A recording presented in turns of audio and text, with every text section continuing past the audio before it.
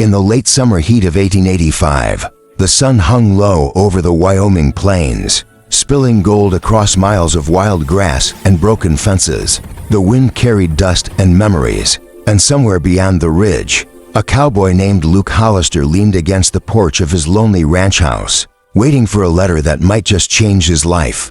Luke wasn't the kind of man who believed in love anymore. Years of hardship had carved him into stone, his family gone, his cattle lost to drought, and his nights colder than the mountain snow. But loneliness can make a man write desperate things, and so he'd sent off a letter to a woman he had never met, a mail-order bride named Clara Dawson from St. Louis.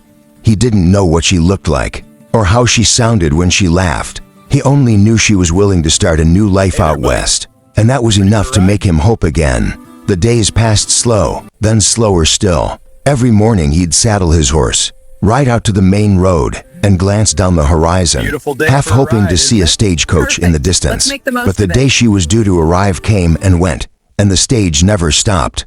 Disappointed but too proud to show it, Luke turned his horse around and rode home alone, thinking maybe this was God's way of telling him not to chase what wasn't meant for him. He poured himself a drink that night, staring at the single chair across from his table. It was supposed to be hers. The next morning, Luke rose before dawn, restless.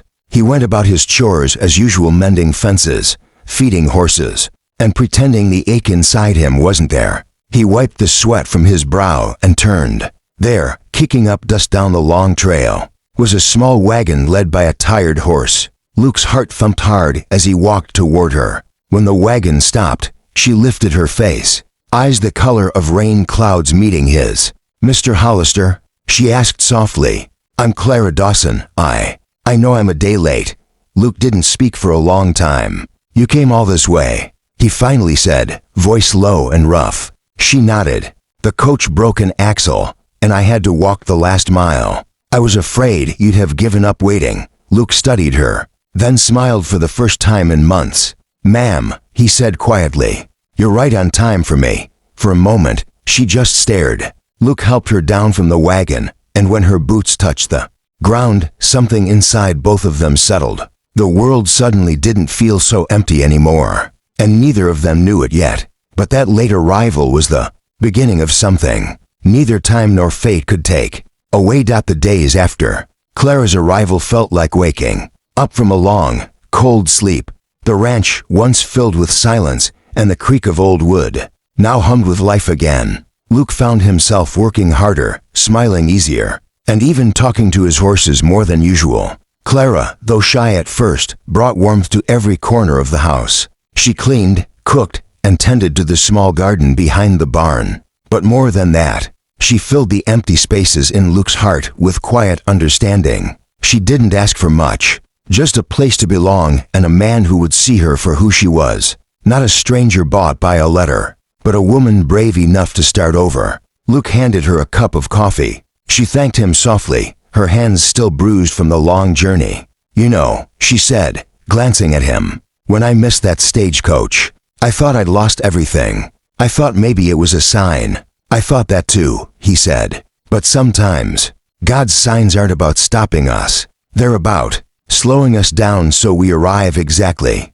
when we're meant to." Clara smiled faintly, her eyes shimmering in the fading light. "And you're not disappointed?"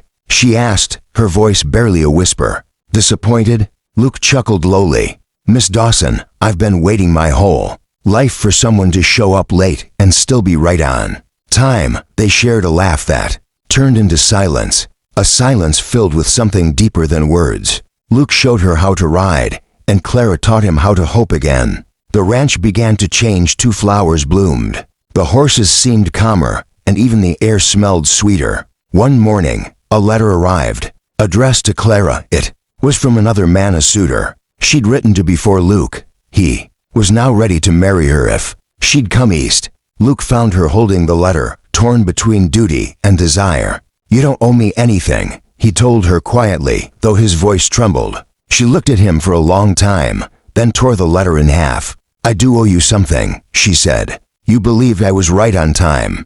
I think I'll stay right here, where I'm meant to be." And that's how the lonely cowboy and the late bride began a life built not on perfect timing, but on perfect hearts. As the seasons turned and the ranch thrived, they both knew that love doesn't always come early, but when it finally arrives, it comes right on time. And friends, if you love this heartfelt Western story, make sure to subscribe to Old West Story, where we bring you the most powerful tales of love, courage, and second chances from the American frontier. Hit that subscribe button and keep the spirit of the Old West alive.